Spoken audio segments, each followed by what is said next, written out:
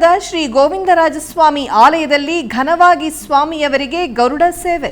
ಕೋಲಾರ ಜಿಲ್ಲೆ ಮುಳಬಾಗಿಲು ನಗರದ ವಿಠಲೇಶ್ವರ ಪಾಳ್ಯದಲ್ಲಿ ನೆಲೆಸಿರುವ ಶ್ರೀ ಗೋವಿಂದರಾಜಸ್ವಾಮಿ ಆಲಯದಲ್ಲಿ ವಿಶೇಷ ಪೂಜೆಗಳು ಜರುಗಿದವು.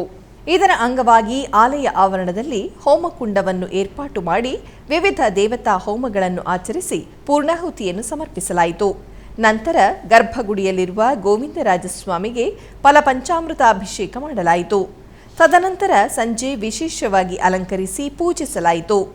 ಸರ್ವಾಲಂಕೃತಗೊಂಡ ಉತ್ಸವ ಮೂರ್ತಿಯನ್ನು ಗರುಡ ವಾಹನದ ಮೇಲೆ ಆಸೀನಗೊಳಿಸಿ ಬಳಿಕ ಷೋಡಶೋಪಚಾರ ಪೂಜೆಗಳನ್ನು ಸಲ್ಲಿಸಿ ಪ್ರಾಕಾರೋತ್ಸವವನ್ನು ಮಾಡಲಾಯಿತು. ಭಕ್ತರು ವಿಶೇಷ ಪೂಜೆಯಲ್ಲಿ ಪಾಲ್ಗೊಂಡು ಧನ್ಯರಾದರು.